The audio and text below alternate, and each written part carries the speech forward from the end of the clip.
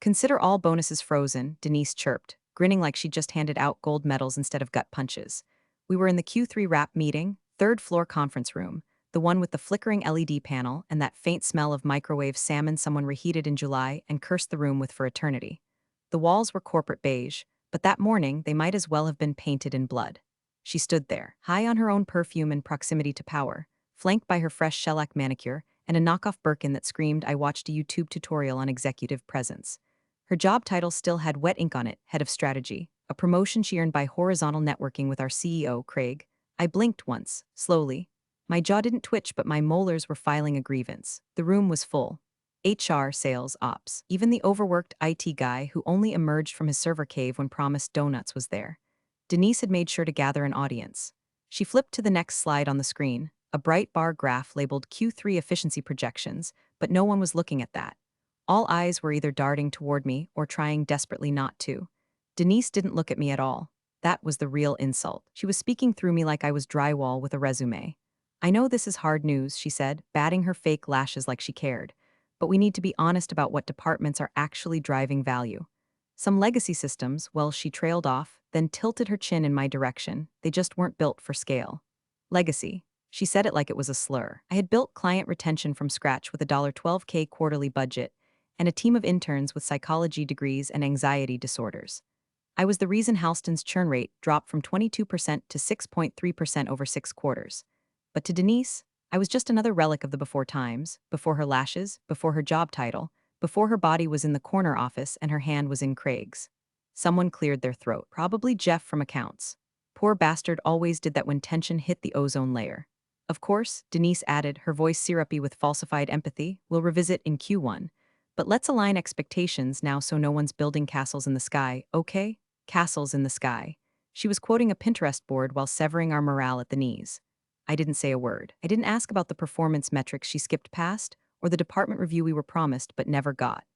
I didn't mention that 2 weeks ago, she sat across from me in the cafe and asked if I could mentor her on team culture like she wasn't already planning this little ambush. I just stared at her throat, that tight little hollow just beneath the jawline where lies like to gather. The silence must have unnerved her. She flinched, barely, but I saw it. Microsecond of insecurity cracking through her spray-tan smug. I folded my hands in my lap, didn't even bother taking notes. Across the room, Janet from payroll whispered to someone and I saw their eyes flick to me. Waiting, hoping I'd say something, start a war, but I wasn't here to scream. Screaming's for people who still think someone's listening. I let the rage settle low and cold in my stomach. The kind of rage that doesn't boil, it freezes, becomes still, becomes useful. Denise moved on to the next slide like she hadn't just detonated a grenade under a decade's worth of employee loyalty. And I smiled. Not a big one, not enough to be read as defiance. Just enough to be unsettling. Just enough for Denise to notice it and not know why. Because I knew something she didn't. Something nestled deep in a binder she never opened, in a memo she never read, buried under the paperwork she skimmed and signed while polishing her executive tone and rehearsing her victim arc for when this all turned to ash. Schedule B, that's where the bodies were buried. And I had already started digging. The meeting ended with polite clapping, the kind you hear at a funeral when no one wants to admit the casket's still breathing. Denise floated out of the conference room like she'd just solved hunger, hips swaying under a blazer 2 sizes too tight for humility. People filed out in small clumps, murmuring polite nothings and empty jokes about how Q4 will be better, while quietly calculating how many shifts at Target it would take to make up for their slashed bonuses. I walked back to my office with the kind of calm that only shows up when you've decided something needs to die.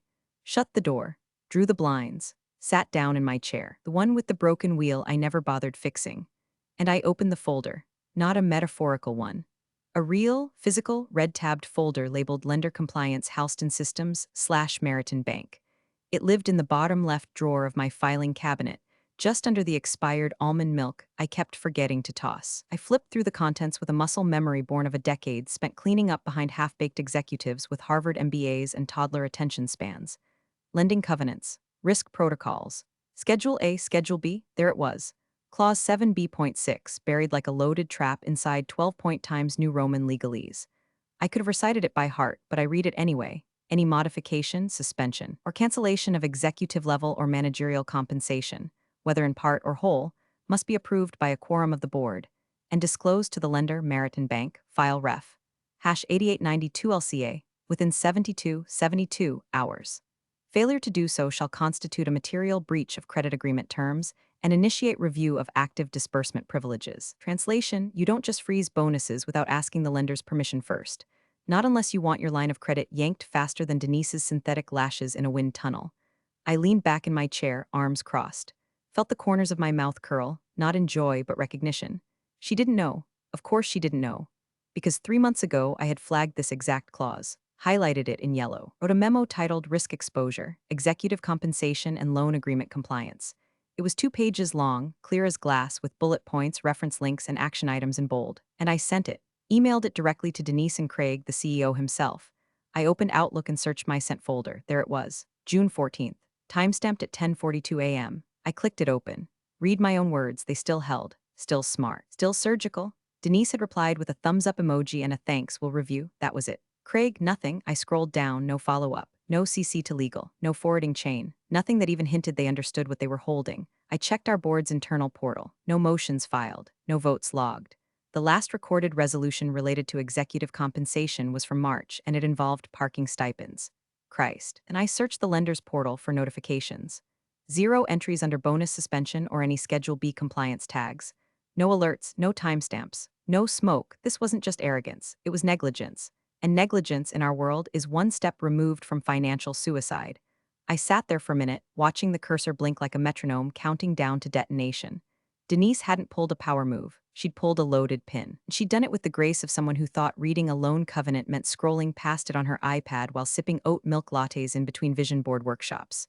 She hadn't read the memo, but the bank would. And here's the thing, the bank doesn't care who you're sleeping with. The bank cares about Schedule B. I pulled out my personal notebook, not the work-issued planner with the Halston logo. The leather one I kept for real problems, one that had outlasted 2 reorgs, 3 VPs, and 1 actual fire. I scribbled 3 lines, clause 7b.6 equals trigger, no board vote, no lender notice. Then I wrote one more word beneath that, underlined it twice. Weapon, because that's what it was now, not a clause, not a rule, not a technicality. A weapon, fully loaded. All it needed was a little pressure and a little silence. I didn't feel rage in that moment. Rage is noisy. What I felt was colder, more precise. A sense of inevitability. I had handed them the manual. They used it as a coaster. Now they could learn the hard way. Schedule B doesn't forgive, it just enforces. I didn't forward the memo out of anger. Anger implies they still held some part of me, my attention, my investment, my belief in reason. That ship had sunk 3 promotions ago. I forwarded it out of calculation, and mercy, because I could have gone nuclear. Instead, I chose surgical. The email went out at 7:03 p.m.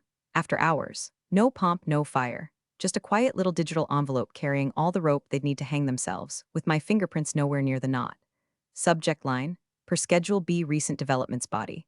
Attached is the original compliance memo dated June 14th regarding executive compensation protocols and lender notification procedures. These advised per clause 7b.6.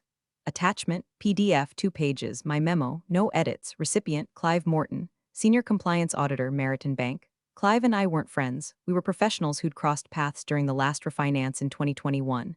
We shared a mutual distaste for sloppiness and a deep respect for paper trails. Clive didn't play politics, he played contracts.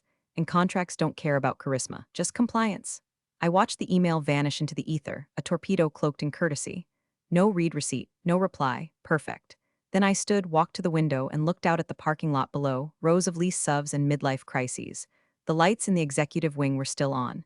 Denise's silhouette moved past Craig's office, probably updating her LinkedIn headline to transformational change leader or some other branding exorcism. Let her. She had 72 hours to figure out what she'd done. 72 hours before the clause triggered internal review and froze our active line of credit like a dog's bowl in January. And me? I wouldn't be here when it hit. I opened my calendar. Booked the rest of the week as PTO. Reason, family obligations. Reality, I had points to burn and a beachfront airbnb waiting for someone with clean hands and a taste for controlled detonation. I filed the PTO request. Approved instantly. HR never denies my time, part fear, part habit. The company runs smoother when I'm gone, not because they don't need me, but because they finally realize how much they do. I shut down my computer, packed up my notebook, left the red folder exactly where it had always been, filed under C for consequences. Walking out of that building was like exiting a gas station with a lit match in your back pocket. Quiet, unbothered, but something behind you was about to blow. The air outside was thick with late September humidity, the kind that smells like mildew and incoming chaos. I lit a cigarette, my once-a-month ritual, and took a long drag. It tasted like dust, paper, and 1,000 ignored warnings. By the time Denise opened her inbox the next morning, I'd be in a different zip code. Maybe sipping iced coffee with my feet in the ocean. Maybe watching her name explode across Slack threads like a virus nobody wanted to touch. I wouldn't know, wouldn't care. I had zero interest in watching the fire. I'd already laid the gasoline and tossed the match. My work was done. Back at my apartment, I tossed my laptop bag on the couch and started packing. Swimsuit, charger, the leather notebook, just in case. I scrolled through Airbnb confirmations. Everything was in place. Coastal, private, adult only. No boardrooms, no KPI, no pastel PowerPoints about strategic vision. Denise had made a fatal mistake. She thought silence meant surrender. But silence is its own language, and I'd written every syllable of this chapter with ice. By the time the first whispers reached her about loan terms and Schedule B, I'd be 2 mimosas deep, watching the tide roll in. Let her run in circles. Let the CEO fumble through outdated org charts. Let legal pretend they hadn't been warned.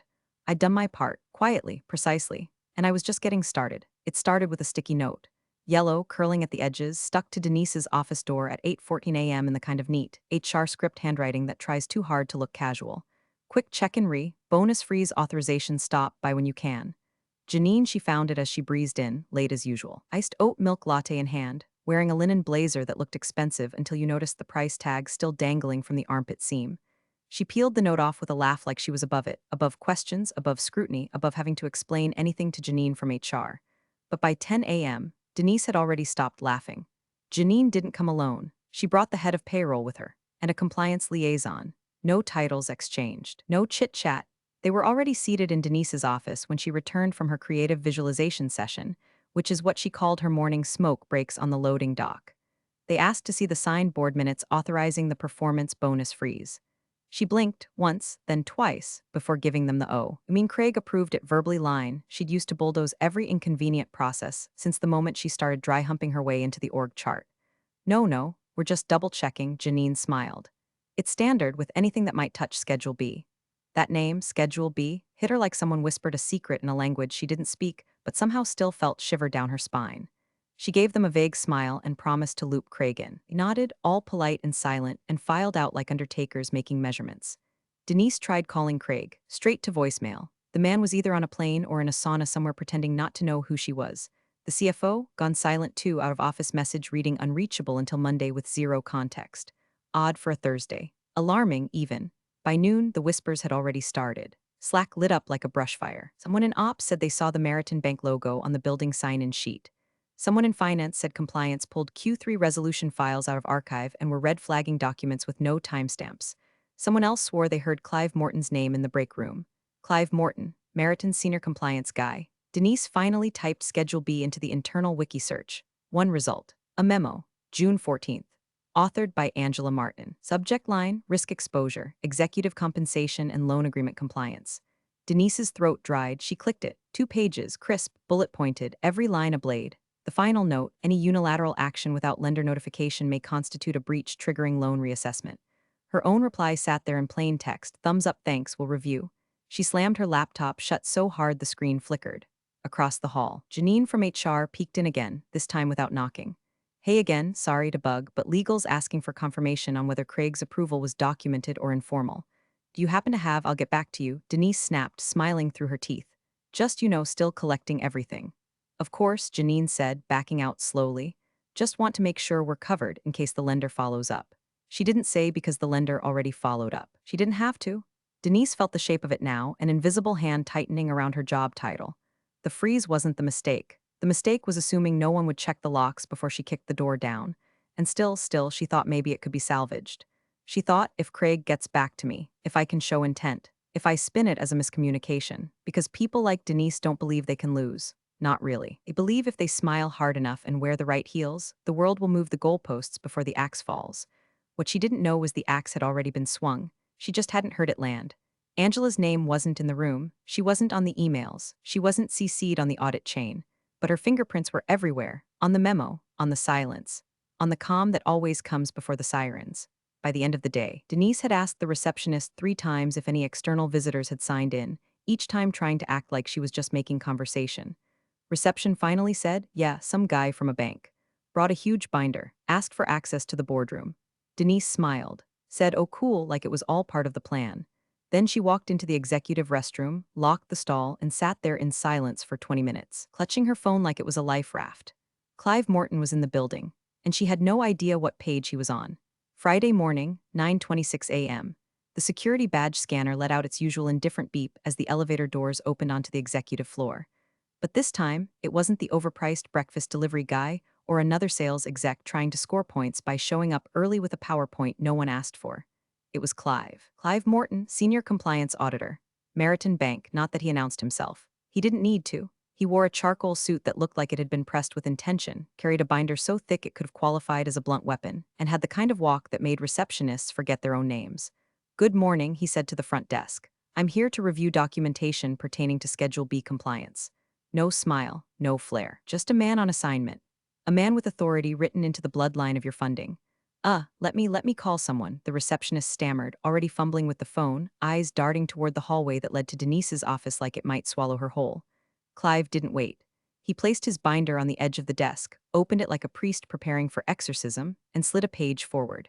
"Here's my access letter, signed by Meriton's legal counsel. I'll need a private room, internet access, and the following: Q3 board resolutions, Schedule B amendments, and all documentation related to executive compensation freezes within the past fiscal quarter." The girl blinked, nodded, pressed 3 buttons without looking. "Hi, Janine, he's here." By 9:35, Denise's door flew open. She strode out in a white blouse too crisp for comfort and heels that echoed like gunshots across polished tile. "Mr. Morton," she said, voice like a performance in a room that wasn't clapping. "We weren't expecting you today." "No, you weren't," he replied, already packing up the letter, "which is why I'm here." She froze for half a second, that's all it took. A micro pause, just long enough for her smile to tighten, for the hallway to suddenly feel 10 degrees warmer.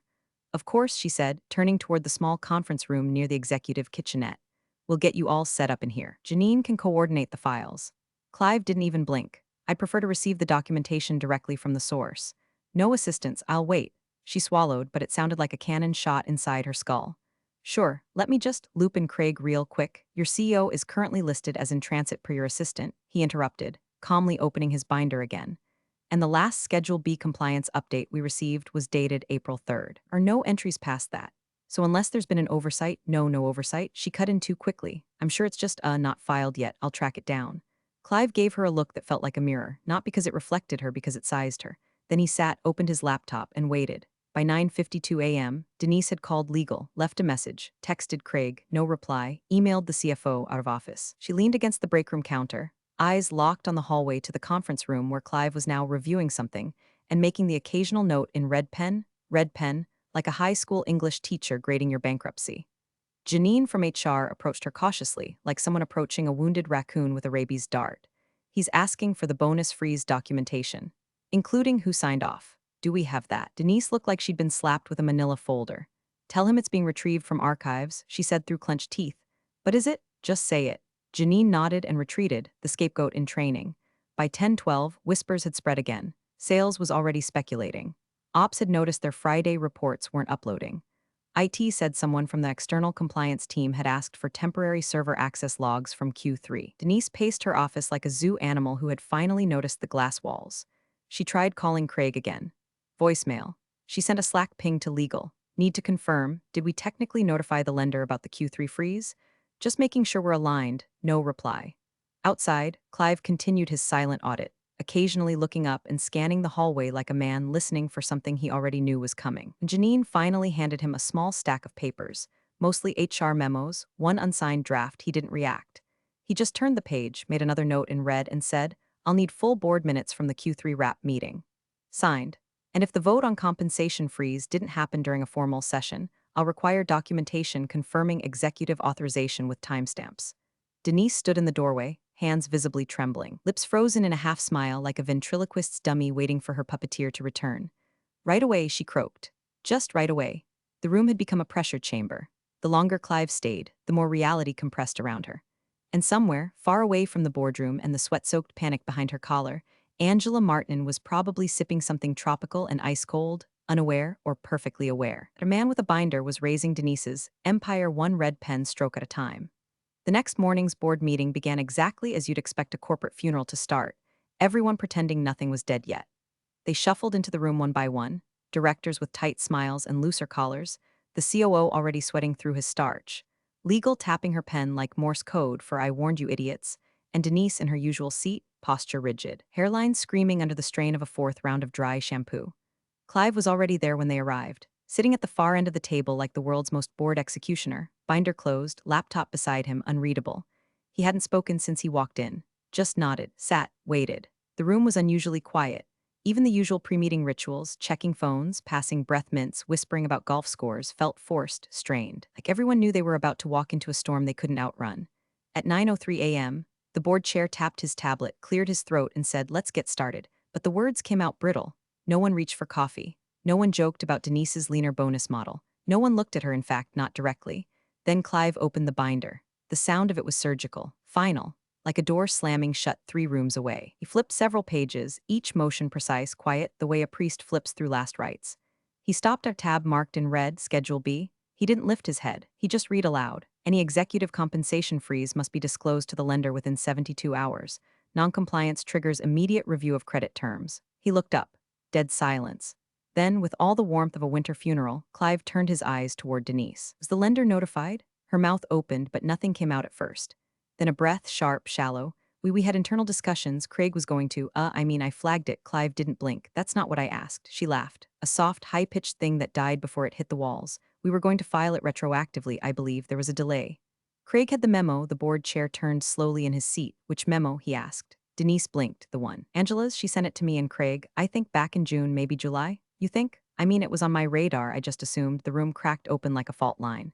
You assumed? Legal finally spoke, voice sharp, slicing through the stale air. You assumed a Schedule B clause would handle itself. Denise shifted in her seat. It wasn't a formal freeze. It was more of a strategic pause. A cash flow safeguard, Jesus Christ, muttered the CFO, who had just returned from sick leave. The board chair's face went pale. Not angry, cold, like he had just realized the brakes were gone and the cliff was approaching. Did you or did you not file Schedule B compliance paperwork with Meriton Bank within 72 hours of announcing the freeze? He asked, his voice low and deliberate. Denise looked at Clive, looked at the binder, looked at her nails, chipped at the edges now. I don't have that answer at this moment. Clive closed the binder with the same careful gravity he'd opened it with. Then he reached into his bag, pulled out a second document, and slid it across the table. This is a formal lender notification log. The last recorded Schedule B update was April 3rd. Nothing has been submitted since. Based on the company's own public communication, that being the Q3 wrap meeting recording, you announced a full freeze on executive performance bonuses on record. He tapped the table once, twice. Therefore, Halston Systems is now under active credit review, effective immediately. The sound that followed wasn't loud, it wasn't dramatic, it was worse. It was silent, because when your lender says credit review, they don't mean a friendly chat, they mean frozen accounts, stalled disbursements, audits with gloves off. The board chair sat back, hands steepled like he was trying not to vomit. We may need to call a recess, he said, voice thinner than before. Clive nodded. I'll be here. Denise didn't move, couldn't. Her spine had locked, her face gone slack. And all across the table, eyes were slowly shifting, not toward the problem, but toward the source. Angela Martin wasn't in the room, but her memo was. Her voice in absentia had just shattered the air. And this wasn't even the end. It was the start of something worse. Clive stood without a word. Binder closed, laptop tucked under one arm, phone already in hand. He didn't excuse himself, just turned and walked out of the boardroom like gravity no longer applied to him. The glass door clicked shut behind him with a quiet finality that hit harder than any slammed fist ever could. The silence he left behind was suffocating. The board chair stared at the wood grain in the table like it might open up and swallow him whole. Legal was flipping back through her notes, pen trembling just slightly in her hand. The CFO sat frozen, halfway through standing up like he couldn't decide whether to flee or faint. And Denise? Denise looked like someone had just yanked her roots out. All of them. Her mouth hung open, lips slightly parted, no words forming, just the hollow wheeze of someone realizing their parachute was made of paper. She turned slowly, trying to catch someone's eye, someone who might offer her a rope, a lifeline, anything. No one did. Weren't looking at her anymore. They were waiting for the call because everyone knew what came next. 4 minutes passed, quiet, brutal, the kind of quiet where you could hear wristwatches ticking and the faint hum of the air conditioning like a countdown to impact. Then, a buzz, the CFO's phone lit up. He stared at it, didn't answer, it buzzed again. Finally, he picked up. Yeah, he listened, and kept listening. His eyes slowly widened, the color draining from his face in real time. He put the call on speaker. This is Sarah Benning from Meriton Bank, Compliance Oversight Division, came the voice, steady, firm, immune to charm. This is to confirm that, as of 9:46 a.m., all disbursements underlying have been formally placed on hold pending credit review. No further access will be granted until a full audit is completed and approved by our internal risk committee. The CFO tried to respond, but only managed, wait. All of line A? Yes, sir. That includes vendor payments, operations float, and employee expense reimbursements associated with executive tiers. Standard clause enforcement under Schedule B noncompliance. A pause, then, is there anything else? No one in the room moved, no one breathed. The CFO swallowed. No, thank you, the line went dead. Someone no one saw who let out a low whistle, not sarcastic, not amused, just stunned. Like watching a skyscraper sway before it falls. Denise's voice cracked. I didn't authorize a freeze on everything, just performance bonuses. This is a misunderstanding. We can explain, you can explain, legal shot back to the lender and the audit team, and potentially the press if this hits the wires. It wasn't malicious, Denise barked, her voice climbing into that brittle octave where apologies try to live. Craig was supposed to submit the notification. He said he would, he was handling it. Craig, the board chair said slowly, is currently in Milan, according to his assistant, and unreachable until Monday. Denise blinked. I didn't know that, exactly. Her breath came faster now, panic fully visible. The confident smirk from 2 days ago had been replaced by something raw, hollow. She looked down at her phone like it might save her. No new messages, no backup arriving. Across town, a sunbeam slid across the surface of a whitewashed patio. Gulls cried above a calm coastline. And Angela Martin sat in a canvas lounge chair, iced coffee in hand, the tide gently crawling toward her bare feet. Her phone buzzed once. Janine HR, did you see this mess? Angela took one sip of coffee, set the cup down gently beside her, and stared out at the water for a moment. Then she picked up the phone, typed 2 words, not yet, sent. Then she smiled, just a little, because Denise had always talked too loud. And now the silence was doing all the talking for her. And every syllable spelled collapse. The emergency board meeting was called for 6 o'clock p.m., which in corporate speak means someone's head was on the menu, and no one was leaving until it was served. They held it in the smaller boardroom, not the showy one with panoramic views and espresso service.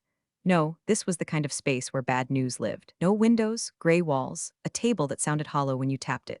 Someone had clearly rushed through setting it up. The projector wasn't working, and legal had to pull in a rolling whiteboard from an abandoned training room to draw timelines. Denise showed up early. She wore a navy pantsuit that might have looked powerful if she hadn't paired it with eyes that hadn't blinked in hours and foundation trying to hold back a stress rash along her jawline. She walked in like she belonged there. She didn't. The meeting kicked off without greetings. The board chair opened with a flat, "Let's move quickly." His tone had all the warmth of a foreclosure notice. Clive wasn't there, his job was done. But the tremor he'd triggered was still reverberating through every syllable spoken. The CFO gave a grim update. Meriton Bank had officially suspended all future draws from Line A. Not frozen, suspended, which meant until the audit was complete and accepted. Halston Systems had no access to its primary source of operational cash. The phrase payroll impact likely was spoken aloud. No one pretended to misunderstand. Denise tried to jump in. Look, I've said this was an internal miscommunication. If Craig had just, but she didn't get far, the board chair cut her off. Denise will need you to step outside for the next portion. She froze. You're asking me to leave, it's procedure, legal added. Nothing personal. Denise stood slowly, spine stiff. She walked out, her heels making sharp, defiant clicks, like she still believed this could be fixed with spin and a little throat clearing. The door closed behind her. Legal flipped open her folder and pulled out a printed email thread. This, she said, sliding the document down the table, is the memo in question. The board chair skimmed the top. Subject, risk exposure, executive compensation and loan agreement compliance. Author, Angela Martin. Date, June 14th. Recipients, Denise Harper, Craig Langston. There it was in black and white. Angela had flagged it 3 months ago. Legal flipped to the next page. Here's Denise's response. Thumbs up emoji, no follow-up, no board notification, no submission to Meriton. She didn't need to explain the implications. The silence in the room did it for her. Then came the next knife. This isn't the only memo Angela sent. Legal continued. There are 6 others over the last year, all raising variations of the same concern: Schedule B procedural neglect, lack of documentation, and vague authorization chains. All sent to Craig, all ignored. The CEO, Craig Langston, phoned in from whatever 5-star European hotel was currently charging his corporate card $42 for sparkling water, finally spoke up. That's not entirely accurate, he said, his voice warbling through the speakerphone like a guilty conscience trying to sound confident. There was ongoing dialogue. These things fall through the cracks sometimes. They fall through the cracks when one memo gets missed, the board chair cut in. This is a pattern. No one defended Craig, not even the CFO who had once owed him a golf trip and a job. Another board member leaned forward, voice low. How much exposure are we talking? Legal's lips tightened. If payroll misses. Lawsuits, class actions, employee exits. Not to mention the signal it sends to our remaining investors. The room deflated, like something vital had leaked out and wouldn't be coming back. Back in the hallway, Denise stared at her phone screen, opening and closing apps like they might offer a map out of the quicksand. Messages from Craig, unread. No one was replying. No one was coming. Inside, someone whispered, "How the hell did we let this happen?" And someone else answered, "Because we were too busy listening to the people who spoke the loudest." Meanwhile, somewhere hundreds of miles away, Angela Martin reclined in a beach chair facing the horizon. A tall cocktail, something orange and ridiculous, rested beside her. Her sunglasses reflected nothing but open sky and calm tide. Her phone buzzed. The team group chat was lighting up. Mark from client retention. They just sent Denise out of the room. We're guessing it's a full autopsy. Cynthia, they're mentioning your memo again. Legal has it in print. Tamara, wait, girl, are you in a bikini right now? Angela grinned and sent a photo, bare feet in the sand, cocktail in hand, her smile as untouched as the beach around her. No caption, didn't need one. The message was clear, I'm good. And Denise? She was still outside the boardroom, sitting in a chair that suddenly felt very far from the table where power was being redistributed, where the wreckage of her ambition was being catalogued, where the people who mattered were finally realizing who had kept this company from burning to the ground and who had quietly stepped back just in time to watch it fall. The next morning, Denise was gone. No fanfare, no teary all-hands Zoom where someone faked emotion and HR handed out grief pamphlets like candy. No balloons, no best of luck on your next chapter LinkedIn post with a professionally lit headshot. Just a silent escort from the building before the first pot of office coffee had even finished brewing. Security badge deactivated. Parking pass revoked. Calendar wiped clean. By the time most employees filtered in, she was already a ghost. Her office cleaned out, her name stripped from the org chart like it had never existed. The framed quote she kept on her desk, "Move fast and own the room," was face down in the trash outside facilities. Only the silence remained. Angela returned the following Monday. She arrived at 9:01 a.m., exactly 1 minute after the new week began, because there was no reason to rush when the world was already on her clock. The front desk greeted her like royalty returning from exile. "Welcome back," the receptionist whispered almost reverently. Angela gave a nod, didn't break stride. Her old badge still worked. That wasn't an accident. She took the elevator up to the third floor, her inbox already flooded with invites and calendar reshuffles. But what mattered wasn't digital, it was structural. Because when she stepped into her department's wing, everything had changed. Her old office now had a nameplate that read Board Liaison Strategic Risk. New reporting lines, direct access, fewer middlemen, and legal's extension was speed dialed into her desk phone. Denise's pet projects canceled, her reorganizations reversed, her executive culture realignment task force disbanded before it could send another email. Angela walked through the halls with quiet purpose. No grand return speech. No vindictive smirks. Just presence, the kind that couldn't be taught or faked. The kind that doesn't need to prove anything anymore. Her team looked up when she passed. Some nodded, some smiled, but all of them knew. Later that afternoon, she was summoned to a closed-door meeting with the board chair. No agenda, just an acknowledgement.